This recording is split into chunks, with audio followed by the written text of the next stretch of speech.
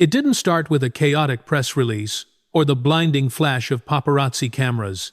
The collapse of Queen Camilla's reign began in the deathly silence of King Charles's private study at Windsor Castle on a cold, rainy afternoon that royal history will never forget. For months following the passing of Queen Elizabeth II, a suffocating atmosphere of unease had settled over the palace. Whispers of items moving in the night, of jewelry vanishing from the archives, and of Camilla's increasingly arrogant demeanor had created fractures within the family that were becoming impossible to ignore. But Charles, blinded by a lifetime of love and a decades-long sense of guilt, had chosen to look the other way. He believed time would settle the dust, that Camilla would eventually know her limits. He was wrong. The truth was only laid bare when senior royal solicitors, conducting a routine review of the late Queen's unclassified confidential papers, stumbled upon a thick envelope. It was sealed with red wax and stamped with Elizabeth's private signet, a seal she reserved only for documents of the highest secrecy. Those meant never to reach the hands of government officials or even her heirs until the moment was absolutely right. On the outside of the envelope, there were only 3 words, written in black ink in the familiar, albeit shaky, handwriting of the Queen in her final days. For Charles only. When this envelope was placed upon the King's desk, Charles felt a cold jolt run down his spine. Why was this surfacing now? Why hadn't it been included in the official will, read immediately after the funeral? And more disturbingly, why had it been discovered in a hidden compartment of the personal effects vault, a room Camilla was rumored to have visited multiple times in recent weeks?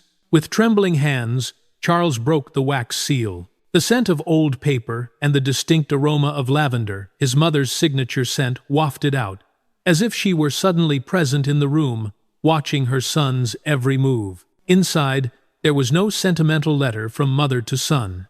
It was a codicil, a legal amendment with absolute authority, modifying the official will. It had been signed just 2 weeks before the Queen took her last breath at Balmoral. Every line that followed was sharp, steel-cold, and devoid of maternal leniency.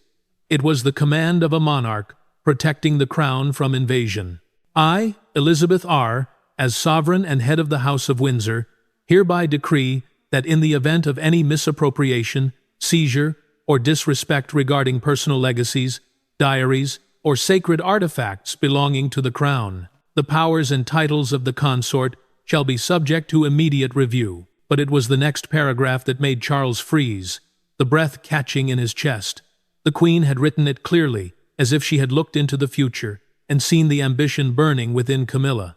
Should any items listed in the confidential inventory, specifically including the Vladimir Emerald suite and personal correspondence addressed to Catherine, Princess of Wales, be possessed or utilized without the express permission of the head of the house, the violator, regardless of rank, shall be stripped of all royal privileges. The title of Queen Consort is a favor, not a permanent right. Charles let the paper drift to the mahogany desk. The room was silent, save for the rain hammering against the glass like war drums. He realized this wasn't just a will, it was a trap his mother had set from beyond the grave, designed for anyone who dared to cross the red line of dignity. And Camilla, in her intoxication with power and bottomless greed, had walked right into it. The most terrifying part wasn't the content of the codicil, but the fact that it had been hidden. Marks on the edge of the envelope suggested someone had tried to pry it open but failed. Or perhaps someone had deliberately shoved it deep into the archives so it would never be found. Charles stood up, walking to the window overlooking the gray Windsor grounds. The image of Camilla wearing the emeralds at a dinner last week flashed through his mind, jewels that, in this very document, the Queen had explicitly written to be passed to Catherine. The betrayal was no longer a suspicion. It was confirmed by the handwriting of the dead. Charles knew, the moment he walked out of this room with that paper in his hand, his marriage and his entire reign would be changed forever. The silence in the King's study was broken only by the sharp, rhythmic ticking of the grandfather clock, a sound that felt like a countdown. Charles did not scream. He did not throw the document across the room. Instead, a cold, paralyzing clarity settled over him. He pressed the intercom button on his desk, his voice dangerously low. "Send for the Princess Royal. Immediately." Princess Anne did not need to be summoned twice. She had been patrolling the corridors of the monarchy like a sentinel since their mother's death, watching, waiting for the cracks to appear. When she entered Charles's study and saw the wax-sealed envelope on his desk, her expression didn't change, but her posture stiffened. She knew that seal. She knew what it meant. Charles didn't speak. He simply slid the codicil across the polished wood toward her. Anne picked it up, reading the Queen's final commands with the stoic precision of a soldier. When she looked up, her eyes were not filled with shock, but with a grim, vindicated sorrow. "She knew," Anne said quietly. "Mother knew it would come to this." "Did you?" Charles asked, his voice cracking slightly. "Did you know she had forbidden Camilla from touching the emeralds?" Anne placed the document down. "I didn't just know, Charles. I warned you." The atmosphere in the room shifted from grief to the sharp edge of an investigation. Anne began to recount the events of the past week, details she had withheld to protect Charles from pain, but could no longer keep silent. She revealed that days prior, she had made an unannounced inspection of the Queen's personal jewelry vault, the inner sanctum, where the most historically significant pieces were stored. What she found there was not order, but desecration. The display cases were open, Anne reported, her voice steady but cutting. The Vladimir Tiara, the Cambridge Emeralds, gone. Charles closed his eyes. The Vladimir Tiara was not just jewelry. It was a symbol of the Queen's authority, a piece she wore for diplomatic triumphs. The codicil on the desk explicitly stated these were to be held in trust for the next Princess of Wales, Catherine. "I confronted her staff," Anne continued. "They were terrified. They told me Camilla had ordered the pieces moved to her private dressing room. She told them that, as queen, everything in that vault was hers by right. She wore them," Charles whispered, the realization hitting him like a physical blow. He remembered the private dinner earlier that week. Camilla had been wearing an emerald brooch. He hadn't looked closely.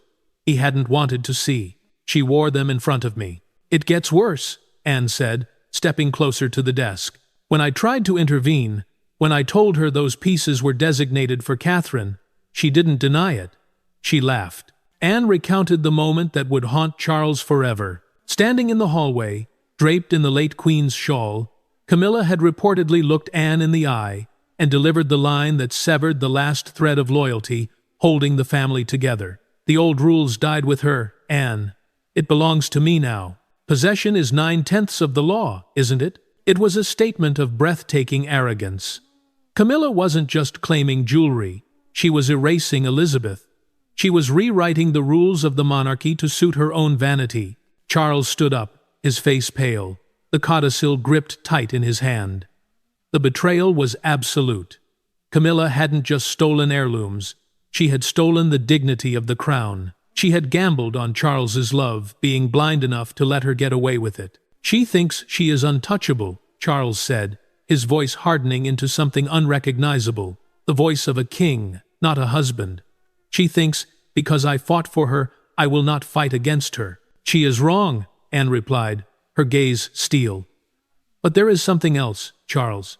The emeralds are just the beginning. The staff. They're talking about a letter." Charles looked up sharply. "What letter?" "A letter from Mother," Anne said, her voice dropping to a whisper. "Addressed to Catherine. It was supposed to be delivered the day after the funeral. Catherine never received it." The temperature in the room seemed to drop 10 degrees. If Camilla had intercepted a private communication from the late Queen to the future Queen, it wasn't just theft. It was an act of war against the succession itself. Charles reached for the phone. "Get William," he ordered. "Tell him to come to Windsor. Tell him we have a problem with the Queen." Prince William did not arrive at Windsor Castle via the usual motorcade. He arrived by helicopter, landing on the private grounds with an urgency that signaled a crisis in motion. When he strode into the king's private quarters, he didn't bow. He didn't offer pleasantries. His face was a mask of suppressed fury, a look that palace aides hadn't seen since the darkest days of the Diana era. Charles stood by the fireplace, the codicil still in his hand, looking aged by a decade in the span of an hour. Princess Anne stood by the window, her arms crossed, watching her nephew enter. She saw immediately that William already knew. The circle of trust within the palace had fractured long before this meeting. Loyal staff, horrified by Camilla's actions, had already whispered the truth to Kensington Palace. "You know," Charles said, his voice hollow. "It wasn't a question. I know she has it," William replied, his voice dangerously calm. "Catherine is devastated, father. Not because she lost a letter, but because she realized who she is sharing this family with." Charles winced. He handed the codicil to his son. William scanned the document, his eyes narrowing as he read the clause regarding the personal correspondence addressed to Catherine. He looked up, his gaze piercing. "Grandmother knew," William said, a mix of awe and sadness in his tone. She knew Camilla would try to erase Catherine's place in the lineage. The letter in question was not merely a note of affection. It was, according to palace archives, a letter of succession, a private, handwritten document in which Elizabeth II had imparted her final wisdom, her prayers, and crucially, her specific vision for how Catherine should shape the role of queen consort when her time came. It was the passing of the torch from one matriarch to the future matriarch. For Camilla to intercept it, to hide it away in a drawer, as if it were a petty trinket, was an attempt to sever that spiritual connection. It was an act of sabotage against the future of the monarchy. "Aides told me she found it days after the funeral," William continued, his voice rising slightly, the anger finally breaking through the surface. "She told her staff, 'Catherine doesn't need this. She needs to learn her place. She didn't just steal paper, father. She stole Catherine's blessing.'" Charles sank into his chair, covering his face with his hands. I thought she just wanted security. I thought she wanted to feel accepted. She wants power," Anne interjected from the corner, her voice cutting through the air like a knife. And she realized that no matter what title you give her, the people and mother saw Catherine as the future. Camilla couldn't stand it. The room fell silent, heavy with the weight of the revelation. Charles looked at his son, seeing not just a boy he had raised, but a king in waiting.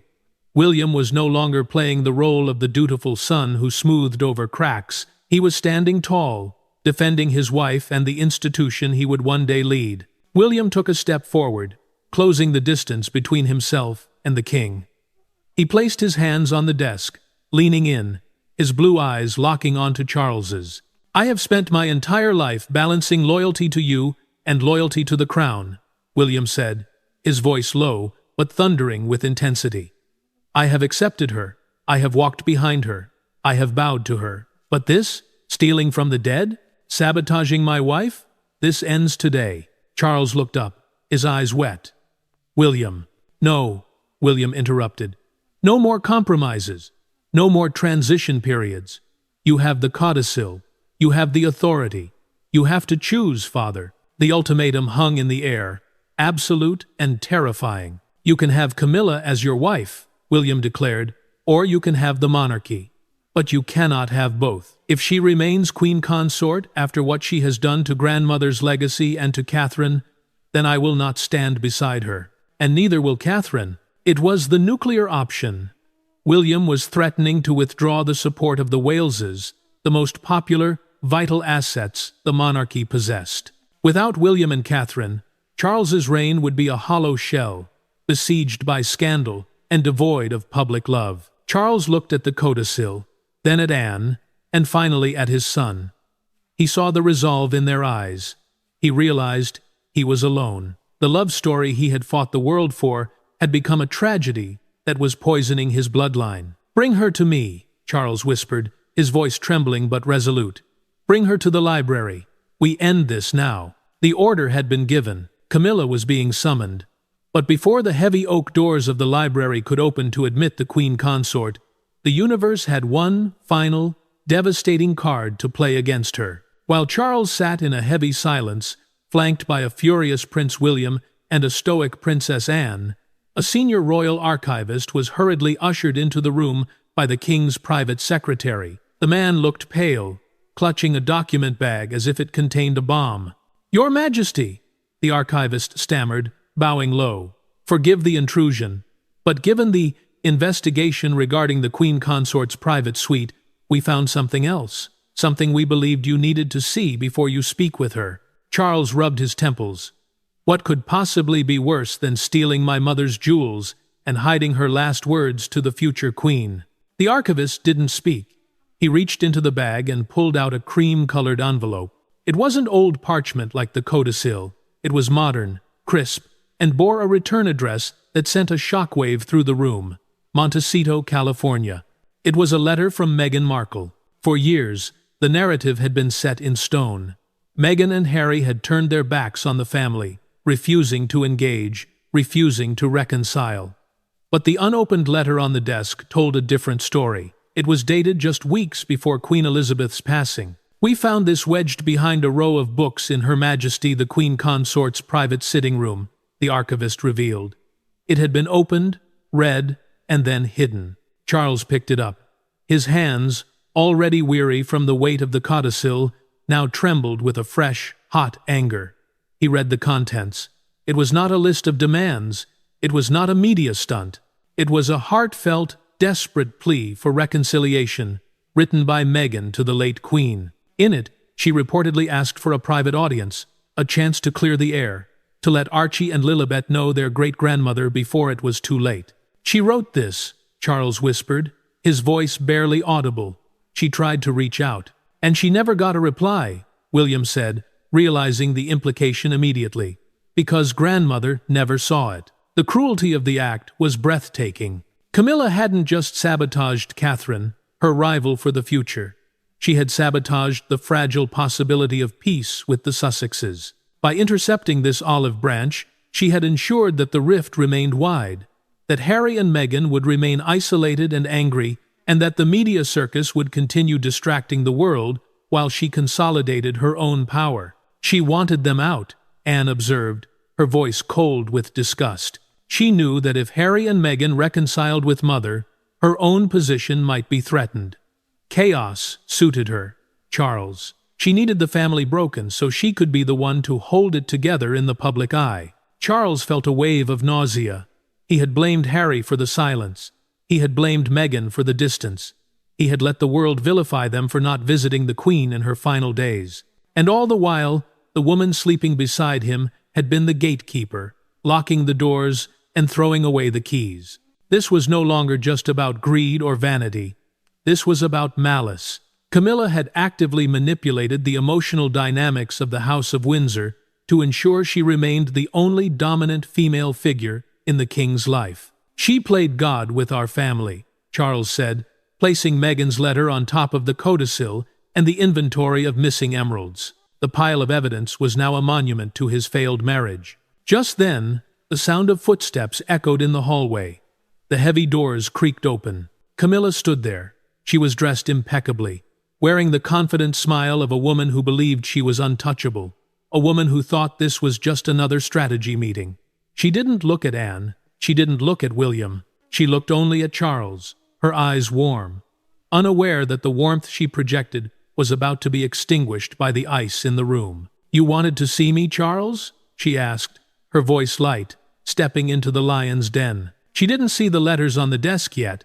She didn't see the codicil, but she saw William turn his back to her, refusing to acknowledge her presence. She saw Anne staring at her with the look of an executioner, and then she saw Charles. The man who had looked at her with adoration for 50 years was gone. In his place sat the king. "Close the door," Charles commanded the guards, his voice devoid of any emotion. "And lock it." Camilla's smile faltered. For the first time in her life as a royal, she felt the true weight of the crown not as a jewel to be worn, but as a weapon to be feared. The sound of the heavy brass lock clicking shut echoed through the library like a gunshot. For a moment, no one spoke. The room was suffocating, filled with the kind of tension that exists only when a family is about to tear itself apart. Camilla looked around the room, her eyes darting from William's turned back to Anne's icy glare, and finally settling on Charles. She took a step forward, attempting to regain the upper hand with the familiarity of a wife. "Charles, darling," she began, her voice dropping to a soothing register. "What is this? Why is William looking at me as if I've committed a crime?" Charles didn't answer. He didn't even blink. He simply pointed a trembling finger at the desk. "Sit down," he said. It wasn't a request. Camilla hesitated, a flicker of genuine fear crossing her face, but she composed herself and took the seat opposite him. She smoothed her skirt, lifting her chin in defiance. "If this is about the press rumors regarding the staff changes, I can explain." "It is not about the staff," Anne interrupted, stepping out from the shadows near the bookshelf. "It is about the vault. It is about the emeralds you were wearing on Tuesday. And it is about the letters you decided never needed to reach their destinations." Camilla froze. The color drained from her face, leaving her makeup looking stark and artificial. She looked at the pile of documents on the desk. The inventory list, the cream envelope from California, the thick, aged parchment of the Codicil. I don't know what you mean," she lied, though her voice lacked its usual steel. "The emeralds? I was merely testing them. For the state banquet, they needed to be seen. The Queen would have wanted them used, not locked away in the dark." "The Queen," William said, finally turning around to face her. His voice, low and vibrating with anger, left specific instructions. "Those emeralds were for Catherine. You knew that." "Catherine is young," Camilla snapped, her mask slipping for the first time. "She has decades to wear the jewels. I am the Queen Consort now. I need the authority of the crown to support your father. I did it for the image of the monarchy. Charles, surely you understand that?" She looked to Charles for support, for the nod of agreement she had relied on for years. But Charles just stared at her, seeing a stranger. "And the letters?" Charles asked, his voice cracking with the weight of betrayal. He pushed the envelope from Meghan toward her. "Was hiding this for the image of the monarchy too? Or was it for your image?" Camilla looked at the envelope. She recognized it instantly. She had hidden it behind the history books in her suite, intending to burn it when the time was right. She never imagined anyone would look there. "That woman," Camilla hissed, her tone dripping with venom, referring to Meghan, "caused this family nothing but pain. If Elizabeth had read that letter, it would have only upset her in her final days. I protected her. I protected you." "You protected yourself!" Charles shouted, slamming his hand on the desk. The sudden outburst made everyone flinch. "You kept a grandmother from making peace with her family because you were afraid of losing your grip on power. You let the world blame Harry and Meghan for silence that you orchestrated." Camilla recoiled, her eyes widening. She had never seen Charles like this. He wasn't the indecisive prince anymore. He was a king who had just realized his throne was built on lies. "And Catherine's letter?" Anne asked, her voice quiet but deadly. "The succession letter, was that also to protect Charles? Or was it because you couldn't stand the thought of Mother blessing Catherine as the future of this family?" Camilla remained silent. Her defense was crumbling. The misunderstanding excuse wouldn't work. The protection excuse had failed.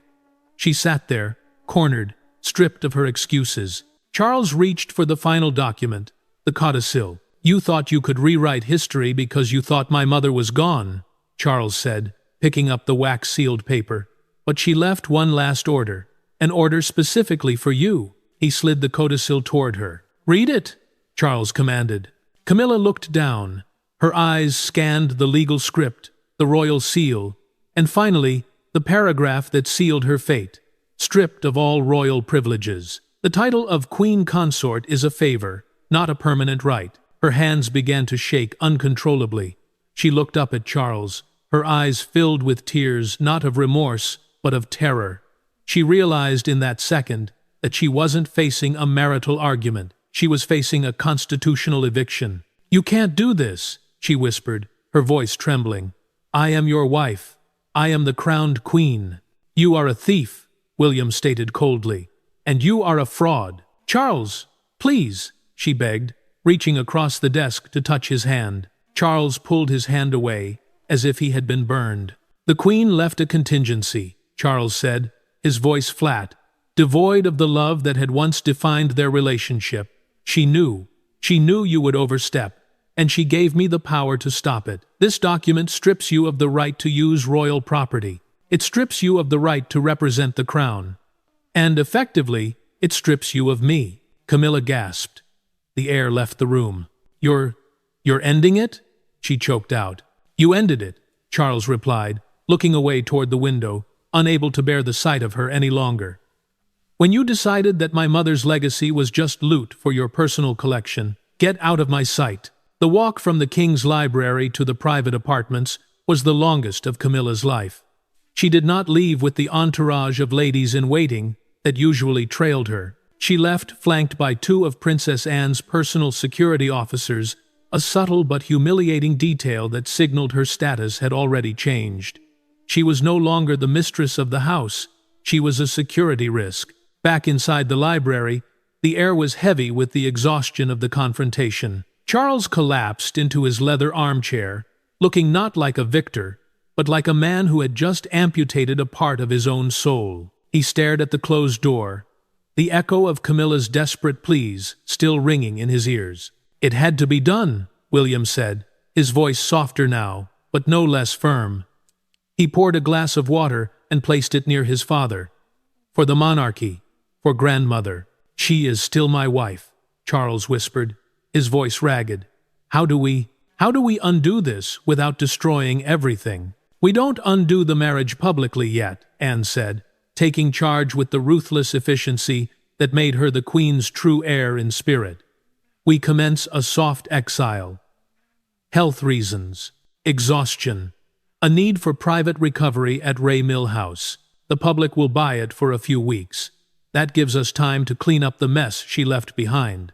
Anne walked to the desk and picked up the phone. She didn't call the press office. She called the Lord Chamberlain, the senior officer of the royal household. Initiate the protocol for asset recovery, Anne ordered, her tone clipping every syllable. Seal the Queen Consort's private suite. Nothing goes in or out without my direct supervision. And cancel her diary? Indefinitely. Down the hallway, the reality of the purge was already setting in. Palace staff, sensing the tectonic shift in power, began to move with quiet urgency. The order had come down, the erasure. Within hours, the subtle signs of Camilla's reign began to vanish. In the correspondence rooms, stationery bearing the C and C, Charles and Camilla cipher, was quietly removed from the desks and replaced with Charles's singular King's cipher. In the press office, drafts of upcoming speeches that mentioned the Queen's vision were deleted or rewritten. But the most brutal scene played out in Camilla's dressing room. Princess Anne arrived personally, accompanied by the royal jeweler. She wasn't there to gloat, she was there to collect. Camilla sat at her vanity, staring blankly at her reflection. She was still wearing the clothes from the confrontation, but she looked shrunken. When she saw Anne in the mirror, she didn't turn around. "Are you here to escort me to the tower?" Camilla asked bitterly. "I am here for the emeralds," Anne replied, extending a gloved hand. "And anything else you borrowed from the vault." Camilla hesitated, her hand hovering over her jewelry box. For a second, defiance flashed in her eyes. But then she remembered the codicil. She remembered Charles's face. Slowly, with trembling fingers, she unlocked the box. The Vladimir Tiara, the Cambridge Emeralds, and most heartbreakingly, a simple pearl necklace that had belonged to the Queen Mother, were all handed over. "You never liked me?" Camilla whispered, as the jeweler catalogued the items, verifying their authenticity. "It wasn't about liking you, Camilla," Anne said, snapping the velvet case shut. "It was about trusting you, and you proved today that you are incapable of protecting this family's history." As the last trunk was packed, Charles remained in his study, staring at the two letters on his desk, the one for Catherine and the one from Meghan. Two bridges that Camilla had burned, two relationships she had tried to sever. He picked up his pen. He couldn't fix the past. He couldn't undo the years of silence, but he could start the repair. He pulled a fresh sheet of royal stationery toward him. He wasn't writing a decree or a law. He was writing a personal note to his daughter-in-law, Catherine. "My dear Catherine," he wrote, his hand shaking slightly. "There is something of yours that was lost. I am returning it to you, along with my deepest apologies for the darkness that kept it hidden." The purge was complete. The Queen Consort was effectively gone. Now, the king had to face the fallout. Night had fallen over Windsor, but lights were still burning at Adelaide Cottage, the home of the Prince and Princess of Wales.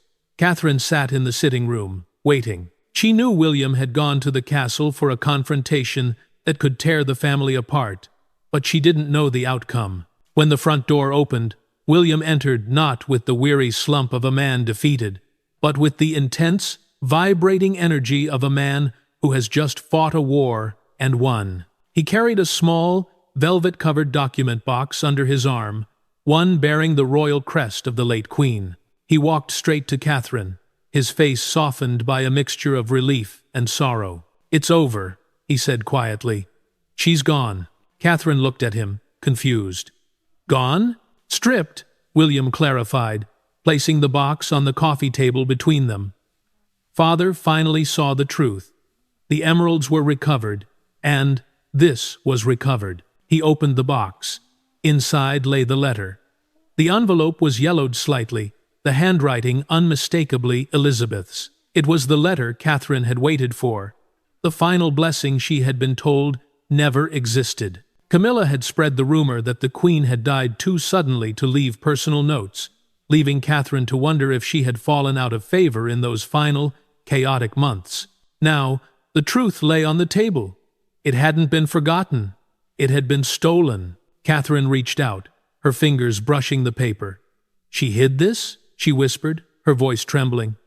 "All this time?" "She hid it because she feared what it said," William replied, sitting beside her and taking her hand. "She feared that grandmother loved you more." With a deep breath, Catherine opened the envelope. The silence in the room was absolute, as she read the words of the woman who had been her mentor, her guide, and the matriarch of the dynasty she would one day lead. "My dearest Catherine," the letter began, "as shadows lengthen, my thoughts turn to the future of this institution that I have served all my life. Kings will come and go, but the heart of the monarchy lies in the quiet strength of its women.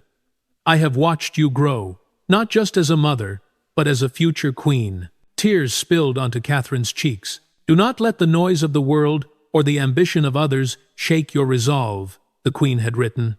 "You possess the one quality that cannot be taught, only felt: grace under fire. When the time comes, you will be the one to hold this family together. Do not doubt your place. You are the daughter I never had the chance to raise, and the queen this country will need." It ended with a specific instruction regarding the Vladimir Emeralds. "Wear them with your head high, for they belong to the crown, and the crown's future belongs to you." Catherine lowered the letter, sobbing openly. For months, she had felt isolated, battling the coldness of the new regime under Camilla, feeling like an outsider in her own family. Now, she realized that the isolation had been manufactured. The Queen had anointed her. The Queen had chosen her. She knew, Catherine choked out. She knew what Camilla would do, and she made sure we found out, William said firmly. "It's done, Kate. The toxicity is leaving the palace. The emeralds are back in the vault, waiting for you. And Camilla is heading to Ray Mill House. Father has effectively separated from her." Meanwhile, back at the castle, Charles sat alone with the second letter, the one from Meghan. He held it in his hands, unopened by him, but violated by Camilla. For years, he had let his heart harden against his younger son. He had believed the narrative that Harry and Meghan were purely malicious, that they had cut ties out of spite. But this letter, this simple, hidden letter, challenged everything. It was dated August 2022, a plea to visit, a plea to let the children see Gangan, a plea for a ceasefire. If Elizabeth had seen this, would things be different? Would Harry have been at Balmoral sooner? Would the toxic feud that marred the start of his reign have been mitigated? Charles realized with a sickening thud that his partner, his queen consort, had actively ensured the war continued. She needed Harry as the villain so she could be the hero. She needed the family fractured so she could control the pieces. He picked up his private phone. He didn't call the press. He didn't call his advisors. He dialed a number he hadn't used in months. The line rang 3 times before a wary voice answered from California. "Hello?" "Harry," Charles said, his voice breaking. "It's Pa."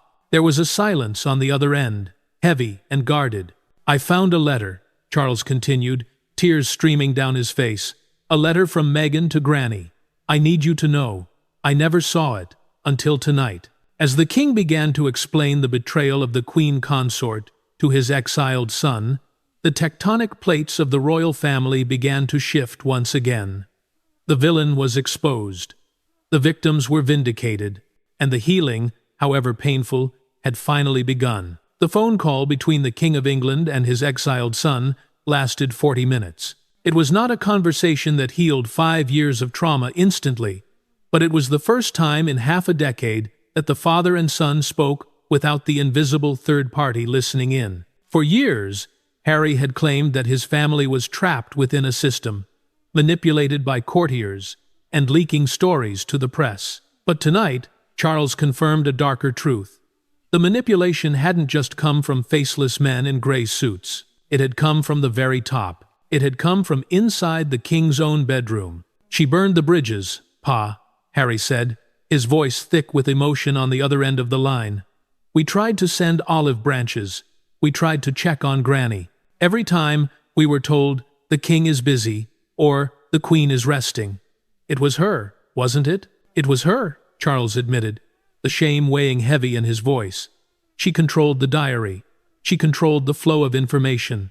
I see that now. The letter from Meghan. It was meant to be a start. And she turned it into a dead end." Charles didn't ask Harry to come home immediately. He didn't demand a public statement. He simply apologized. For a man raised to never show weakness, this admission of blindness was a monumental shift. By the time the call ended, the ice that had frozen the Atlantic relations had begun to crack. But while the private wounds were being tended to, the public crisis was just beginning. The sun rose over London, and the absence of the Queen consort was immediately noticed by the press pack camping outside Clarence House. Camilla was scheduled to visit a literacy charity in East London that morning. The photographers were ready. The press releases were drafted, but at 8 a.m. sharp, a terse statement was issued from Buckingham Palace. It was a masterpiece of royal ambiguity, crafted by Princess Anne and the King's new private secretary, one loyal to William. "Her Majesty the Queen Consort has withdrawn from public engagements for the foreseeable future due to a recurring seasonal illness and exhaustion. She has retreated to her private residence at Ray Mill House for a period of extended recuperation. His Majesty, the King, will continue his schedule as planned." To the casual observer, it sounded routine, but to royal watchers, the alarms were blaring. Extended recuperation was palace code for removed from the board. The fact that she had retreated to Ray Mill House, her own private home, not a royal residence like Windsor or Sandringham, was the smoking gun.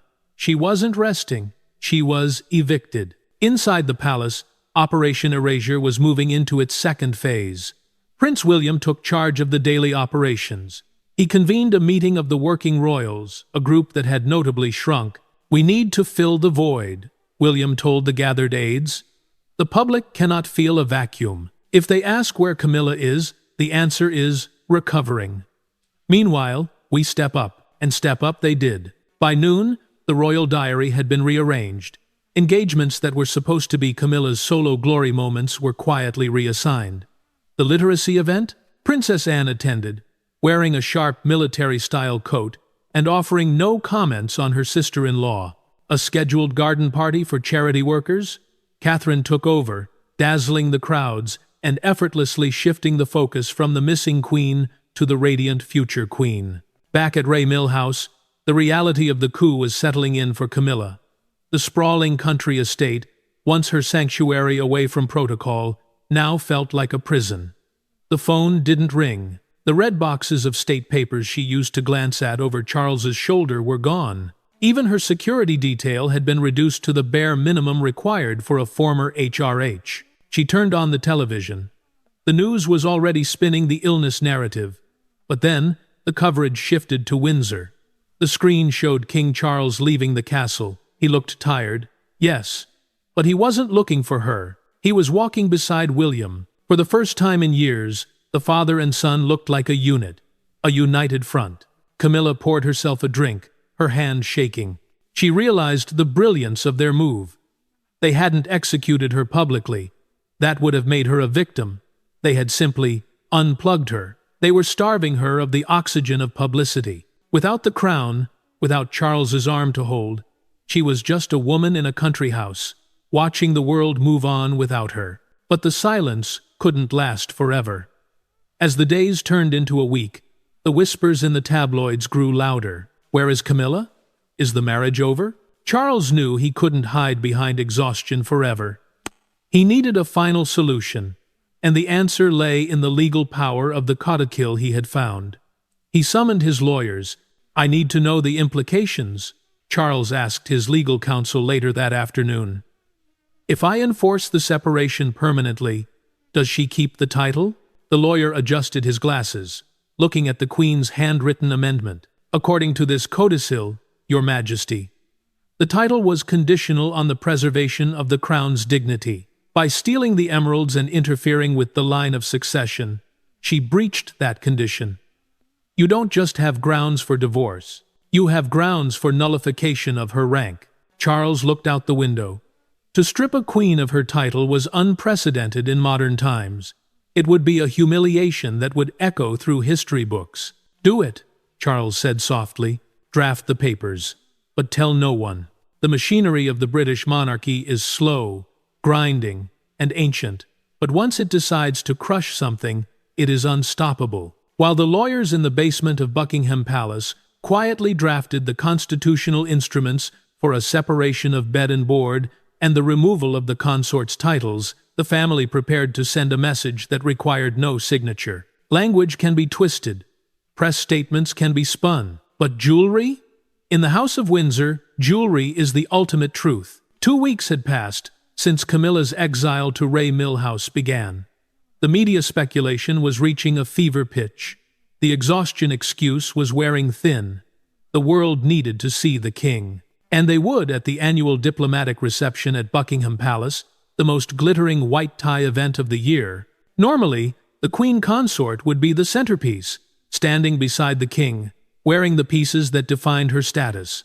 Tonight, her space was empty, but the space beside the king was not.